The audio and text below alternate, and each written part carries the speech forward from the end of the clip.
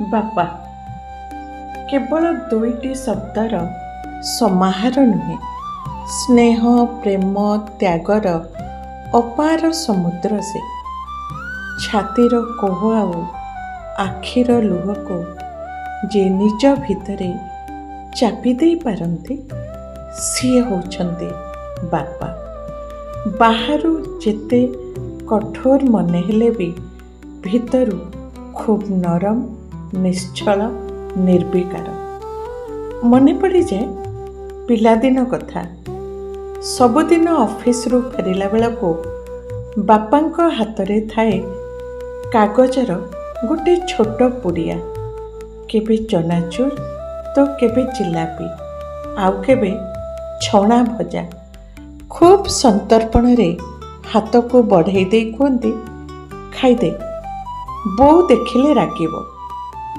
କେବେ ଖାତା ପାଇଁ ତ କେବେ ବହି ପାଇଁ ତ ଆଉ କେବେ ନୂଆ ଡ୍ରେସ୍ ପାଇଁ।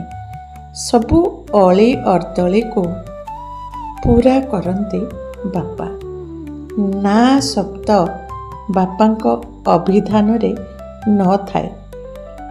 ବାପା ଯେବେ ମୋ ପାଇଁ ନୂଆ ଚପଲ କି ନୂଆ ଡ୍ରେସ୍ ଆଣନ୍ତି, ମନଟା କୁଣ୍ଢେ ମୋଟ ହୋଇଯାଏ।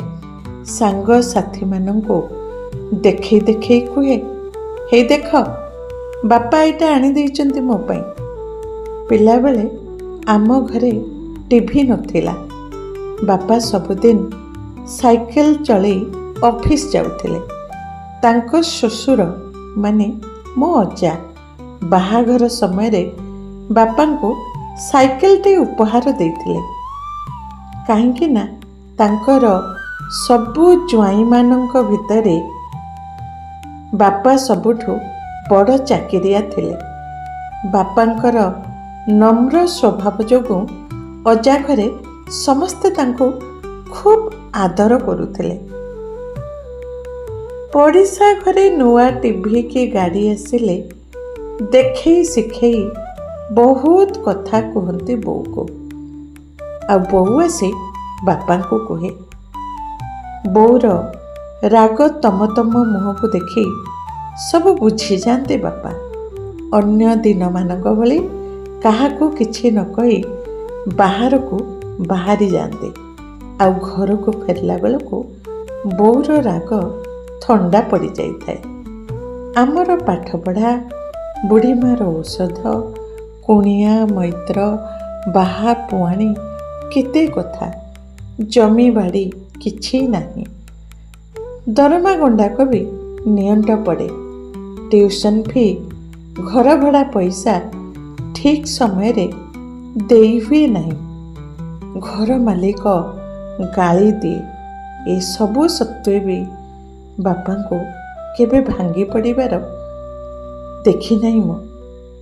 ସେଥିପାଇଁ ତ ସେ ବାପା ସଂସାର ଯାକର ବୋଝ ତାଙ୍କ ମୁଣ୍ଡରେ।